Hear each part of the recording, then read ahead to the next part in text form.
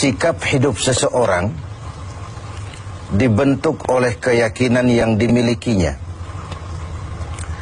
Sebagai muslim, keyakinan kita berpatri pada dua kalimat syahadat. Asyhadu an la ilaha illallah wa asyhadu anna Muhammadar Rasulullah. Kalimat ini membentuk perilaku kehidupan. Itulah ikrar yang kita ucapkan. Artinya, pada saat kita berkata asyhadu an la ilaha illallah, saya bersaksi tidak ada Tuhan selain Allah, kita sudah melaksanakan sebuah ikrar. Kalau saya yakin tidak ada Tuhan selain Allah, itu berarti saya tidak akan pernah takut kecuali hanya kepada Allah. Saya tidak akan pernah menggantungkan hidup kecuali hanya kepada Allah. Saya tidak akan melarikan persoalan kecuali hanya kepada Allah. Saya tidak akan minta tolong kecuali hanya kepada Allah. Saya tidak akan minta rezeki kecuali hanya kepada Allah. Berurat dan berakar itu di dalam hati, membentuk kepribadian dan mewarnai seluruh langkah kehidupan kita. Di zaman kita fasih betul mengucap dua kalimat syahadat. Tahlil pun lancar. Tetapi konsekuensi dari kalimat itu sering kita abaikan. Apalagi kita sedang berhadapan dengan zaman yang serba sulit seperti sekarang ini. Ekonomi yang belum pulih, lapangan kerja susah, pengangguran banyak, biaya hidup tinggi. Orang mudah mengalami proses pergeseran nilai. Sholatnya masih menghadap Allah, tapi kepengen dagangan laris menghadap dukun. Dicampurlah itu, iyyaka na'budu wa dukun nasta'in. Ini kan sudah gaya hidup yang sinkrit. Nah, puasa melahirkan keikhlasan. Kenapa? Karena ibadah ini seperti kita pernah bicarakan tanpa sugesti. Mungkin kalau kita sholat masih berharap dilihat orang. Kita membayar zakat, kita bersedekah masih berharap dilihat orang. Tapi dengan puasa hanya kita dan Allah saja. Ini harusnya melahirkan gaya hidup keikhlasan. Bahwa kalau kita sudah berbuat, yang penting kita dan Allah saja. Mau dipuji orang atau tidak, mau didengar orang atau tidak, mau dilihat orang atau tidak, yang penting saya sebagai pelaksana sebuah ibadah dan Allah sebagai tempat tujuan kenapa ibadah ini saya laksanakan. Karena itu, pada jumpa kita sore ini, kita akan bicara tentang ikhlas dalam menghadapi kehidupan ini. Sebab bukan saja hanya sholat kita harus ikhlas, puasa harus ikhlas, zakat harus ikhlas. Menjalani hidup ini pun kita harus dengan penuh keikhlasan. Kita tahu bahwa apa saja kalau sudah mulai kita gantungkan kepada yang selain Allah, bersiaplah untuk kecewa. Apa saja kalau sudah mulai kita gantungkan kepada yang selain Allah, bersiaplah untuk kecewa. Nah, ikhlas tentu bukan hal yang mudah dilaksanakan, walaupun sangat mudah untuk diucapkan. Tetapi inilah yang diperintahkan Allah kepada kita. Kalian wa ma umiru illa liya'budullaha mukhlisin. Kalian tidak diperintahkan kecuali hanya menjadi penyembah Allah yang penuh keikhlasan. Penyembah Allah yang berangkat dari semangat keikhlasan. Saya ingin mengungkap apa yang pernah disampaikan oleh Imam Al-Ghazali tentang keikhlasan ini. Beliau menyatakan, "An-nas kulluhum mauta illa al-alimun. Wal-alimuna niyamun illa al-amilun. Wal-amiluna mughtarruna illa al-mukhlisun." Manusia, kata Al-Ghazali, pada dasarnya mati, kecuali orang yang berilmu. Orang yang berilmu walaupun dia hidup, tidur, kecuali yang mengamalkan ilmunya. Dan orang yang mengamalkan ilmunya, banyak yang tertipu, kecuali yang ikhlas di dalam mengamalkannya.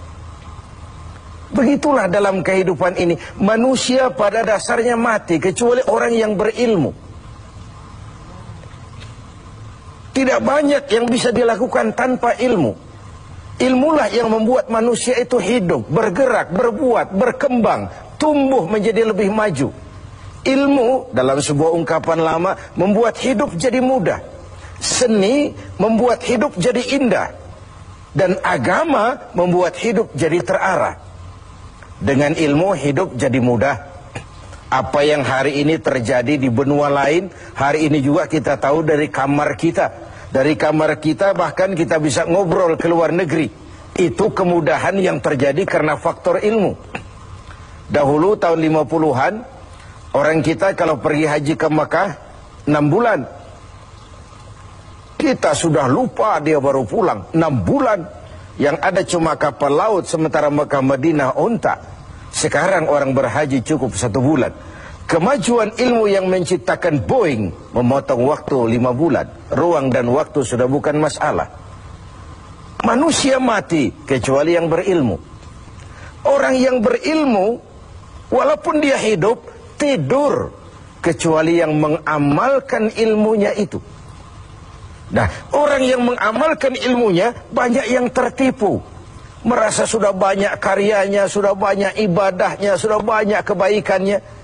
Mereka banyak yang tertipu, illal mukhlisun, kecuali yang ikhlas di dalam mengamalkan ilmunya itu. Ikhlas itu, itulah ruh dari amal yang kita kerjakan. Amal tanpa ikhlas, jasad tanpa ruh, mati nilai amal kita. Nah, dan iblis itu luar biasa. Sehingga Nabi katakan, iblis masuk ke tubuhmu, menggodamu melalui saluran darahmu. Persempit jalan masuk iblis ke tubuhmu. Sahabat bertanya, dengan apa ya Rasul? Dengan zikir dan lapar. Saya ingin mengulangi hadis ini. Iblis masuk ke tubuhmu, menggodamu melalui saluran darahmu. Persempit saluran masuk iblis ke tubuhmu. Dengan apa ya Rasul? Dengan zikir dan dengan lapar. Jadi ketika kita melaksanakan ibadah puasa ini, kita mempersempit ruang gerak iblis. Itu makna bahwa kalau datang Ramadan, diikat setan dan iblis itu. Siapa yang mengikat? Ya kita sendiri. Dengan apa? Dengan ibadah puasa. Kita ikat dia, tidak berkutik, memperturutkan hawa nafsu sebagai kendaraan utama si iblis tadi. Jadi kembali kepada soalnya, keikhlasan. Itulah nilai dari amal kita. Nah, iblis datang kepada setiap orang dengan bendera yang tidak sama. Iblis datang kepada orang kaya dengan bawa bendera bakhil. Iblis datang kepada penguasa dengan membawa bendera kezaliman. Iblis datang kepada para kiai dengan membawa bendera hasud, iri hati, dengki. Iblis datang kepada orang kaya dengan membawa bendera pelit, bin bakhil alias kikir. Strateginya berbeda, bergantung kepada yang didatanginya. Nah, kalau itu tidak terkena, ditanamkannya lah perasaan bangga. Ah, amalmu sudah banyak, kebaikanmu sudah banyak. Dihilangkanlah keikhlasan kita. Karena itu hadirin dan pemirsa, saya ingin menyampaikan sebuah potret tentang ikhlas ini. Dulu ada cerita, kiai punya santri 2 orang. Satu namanya si Ali, satu namanya si Umar. Satu hari si Ali pergi ke kebun, nyabut singkong.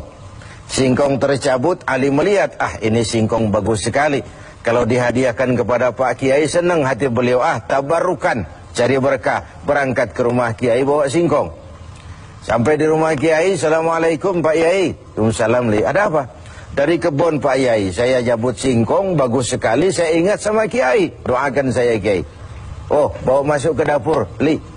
Ali masuk ke dapur, taruh singkong. Kiai bilang sama istrinya, Bu, Ali ini jauh-jauh datang kemari, hadiahkan kita singkong ini. Pulang kita kasih apa dia? Kata istrinya Kiai, Bang, ada seekor kambing di belakang, hadiah pengusaha tempo hari sama kita. Daripada di sini tidak ada yang merawat, kan lebih baik dikasihkan si Ali. Siapa tahu dia pelihara berkembang biak jadi banyak nantinya. Jadilah itu. Ali permisi mau pulang, kata Kiai, "Li, saya hadiahkan kau seekor kambing. Peliharalah, mudah-mudahan membawa berkah." "Terima kasih Pak Yai." Pulanglah Ali dengan kambing seekor ini. Di jalan pulang ketemu temannya si Umar. "Dari mana kau, Li?" "Dari rumah Kiai, Umar." "Itu kambing?" "Dikasih sama Kiai." "Kenapa kamu dikasih kambing?"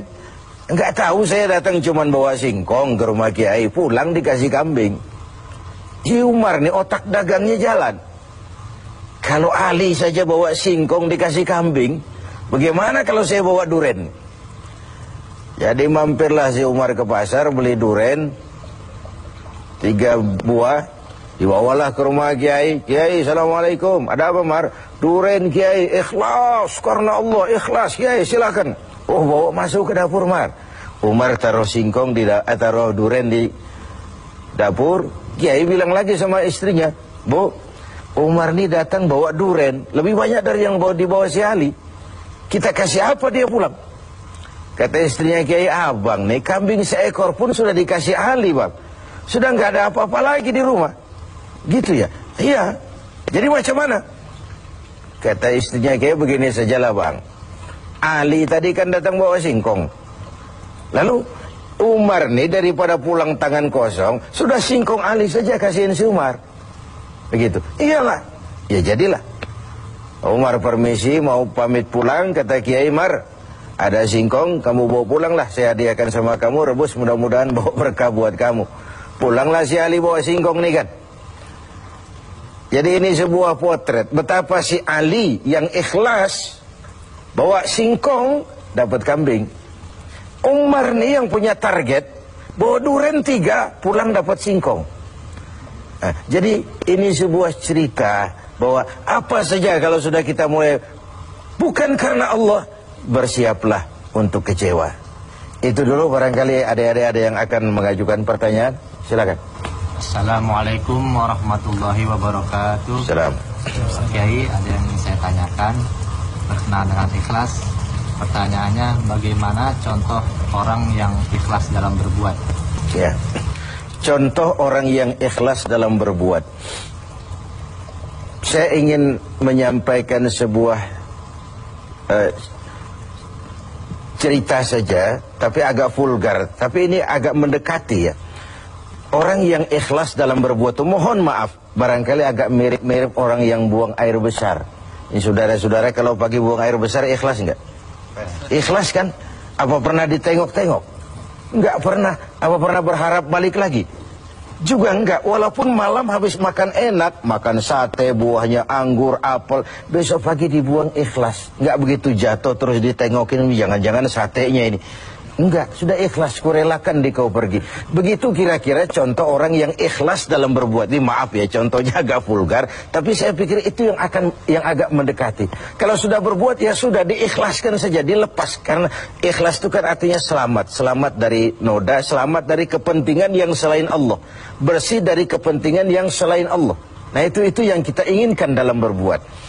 Dan puasa sekali lagi melatih kita untuk menerapkan sikap-sikap ikhlas. Kan kalau sudah kita puasa, yang tahu cuma kita dan Allah saja. Bukan karena ingin dipuji orang, bukan karena ingin disanjung orang, tapi karena melaksanakan perintah Allah berdasarkan keikhlasan. Mudah-mudahan puasa ini semakin mendorong kita menjadi orang-orang yang ikhlas